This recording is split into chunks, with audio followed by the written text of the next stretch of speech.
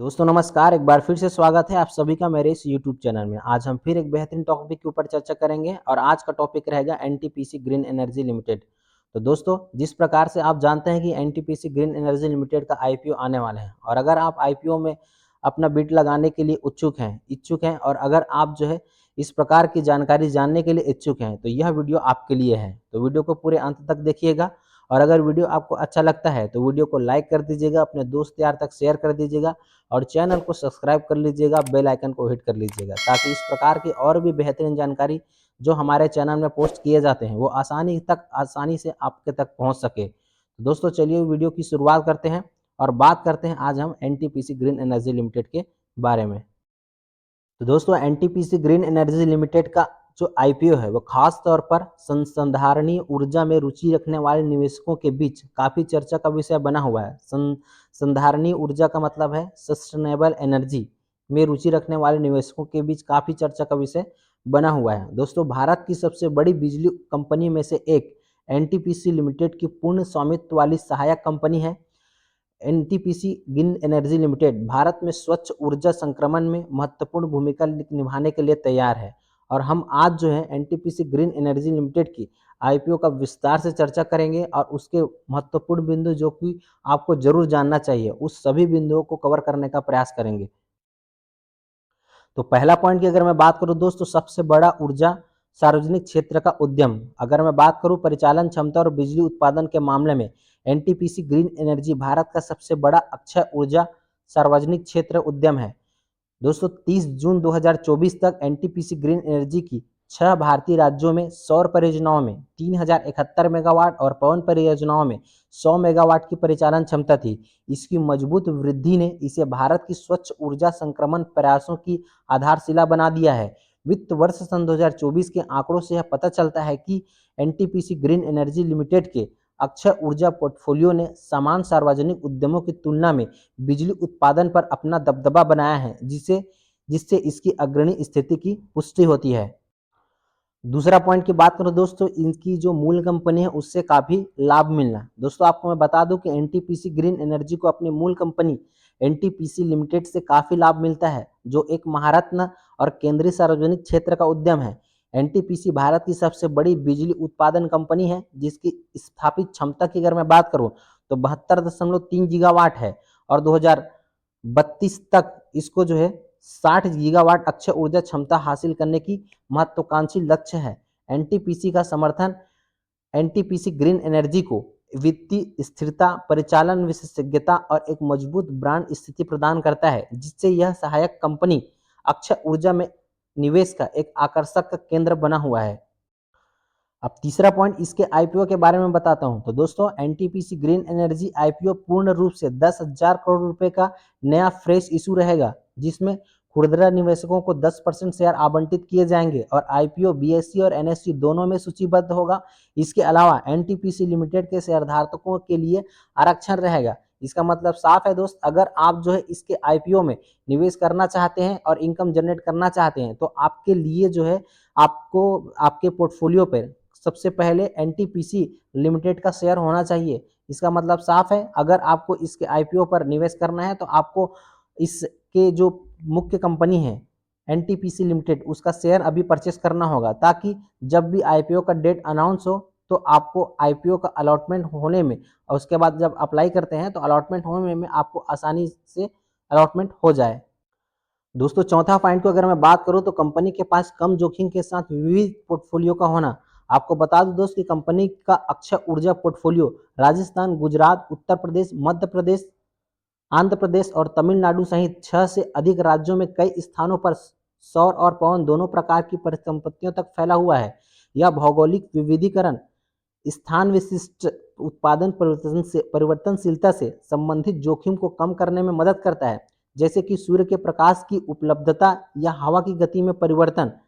30 जून 2024 तक NTPC green energy limited के portfolio में 14,696 मेगावाट का जो है उत्पादन शामिल था, जिसमें 2,925 मेगावाट जो है अभी परिचालन में है, यानी कि चालू है, ऑपरेशन में है, और 11,771 मेगावाट अभी प्रोजेक्ट के रूप में शामिल है।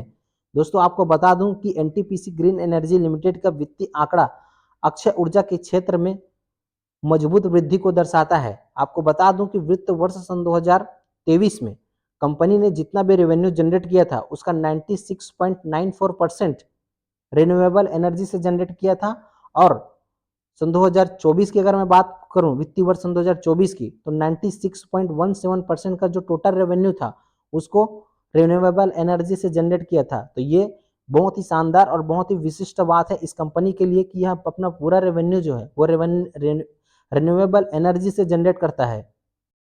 दोस्तों अगर मैं पांचवें पॉइंट की बात करूं तो यह है भविष्य में विकास के लिए एक मजबूत पाइपलाइन का होना। आपको बता दूं दोस्त कि एनटीपीसी ग्रीन एनर्जी लिमिटेड के पास 10,975 मेगावाट की परियोजनाएं की एक प्रभावशाली पाइपलाइन है। यह उनके, अगर मैं वर्तमान पोर्टफोलियो के साथ अगर मैं मिला दूं तो इसका पूर्ण जो टोटल इनका जो है परियोजना होता है वो 25,671 मेगावाट तक का ले जाता है। अगर मैं आपको बता दूं दोस्त कि भारत के नवीनीकरण ऊर्जा की ओर बढ़ने और 2070 तक शुद्ध शून्य उत्सर्जन के महत्वाकांक्षी लक्ष्यों के साथ कंपनी की मजबूत परियोजना पाइपलाइन इसे भविष्य के विकास और दीर्घकालिक राजस्व सृजन के लिए तैयार करती है।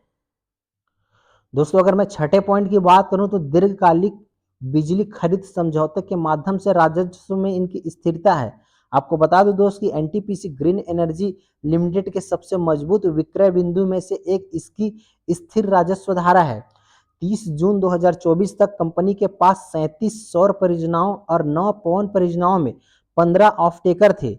ये सभी ऑफ टेकर सरकारी एजेंसियां और सार्वजनिक उपयोगिताएं हैं जिसके पास औसतन 25 साल की अवधि के दीर्घकालिक बिजली खरीद समझौताएं हैं। यह बाजार आधारित बिजली बिक्री से जुड़ी अस्थिरता को कम करता है और पूर्वानुमानित नकदी प्रवाह सुनिश्चित करता है, जो दीर्घकालिक निवेशकों के लिए एक महत्वपूर्ण विचार का केंद्र है। दोस्तों अब सातवें पॉइंट की बात करूं तो कंपनी के हम फिनेंशियल के बारे में चर्चा करेंगे और यह है मजबूत राजस्व वृद्धि और इनके प्रॉफिटेबिलिटी के बारे में। आपको मैं बता दूं दोस्त कि एनटीपीसी ग्रीन एनर्जी लिमिटेड ने प्रभावशाली राजस्व और लाभ वृद्धि का प्रदर्शन किया है। कंपनी की परिचालन राजस्व की अगर मैं बात करूं तो 46.82% की सीएजीआर से बढ़ करके 2022 में 910.42 करोड़ रुपए था, वह सन 2024 में 1962.60 करोड़ रुपए का हो गया। इसी प्रकार के इनके इबिटा में भी जो है ग्रोथ देखा गया जो कि 48.23% से था। इसी वजह से सन 2024 तक, वित्तीय वर्ष सन 2024 तक इसका जो इबिटा का अगर बात करूं तो 1746.47 करोड़ रुपए तक पहुंच गया। और आपको बता दूं दोस्त कि कंपनी ने प्रॉफिट आफ्टर टैक्स में भी काफी शानदार तरीके से वृद्धि किया जो कि 90.75% तक का था। आपको बता दूं कि वित्त वर्ष 2024 में कंपनी ने 94.74 करोड़ रुपए का शुद्ध लाभ दर्ज किया था जो कि सन 2024 में बढ़ करके 344.72 करोड़ रुपए तक हो गया। और आपको बताऊं दोस्त कि 30 जून 2024 के समाप्त होते तक कंपनी का जो इबिटा मार्जिन है वह भी बहुत ही शानदार तरीके से बढ़ करके 88.68% रहा है, जो इसकी मजबूत परिचालन दक्षता का संकेत देता है। अगर मैं इनके कर्जे की बात करूं दोस्तों, जून 2024 तक कंपनी के पास 15,276 करोड़ रुपए का कर्जा था। लेकिन अगर इसी के अगेंस्ट अगर हम इसके इंटरेस्ट कवरेज रेशो को अगर आप देखेंगे तो 2.96 गुना है, जो कि इसके ऋण चुकाने की मजबूत दक्षता को प्रदर्शित करता है। तो दोस्त इस तरीके से कंपनी का जो फाइनेंशियल कंडीशन है वह भी बहुत ही शानदार है। अब दोस्त हम आठवें पॉइंट पर इस कंपनी की जो भारत की स्वच्छ ऊर्जा महत्वाकांक्षाओं को पूर्ण करने की भूमिका है उस पर चर्चा करेंगे।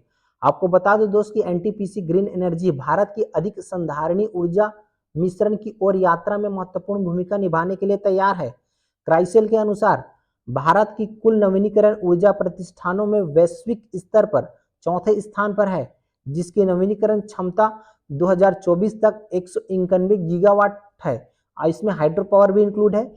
विशेष रूप से अगर मैं सौर ऊर्जा की बात करूं जो कि सन 2012 में 0.09 गीगावाट था, वो सन 2024 तक बढ़ करके प्रभावशाली तरीके से 82 गीगावाट तक हो गया है।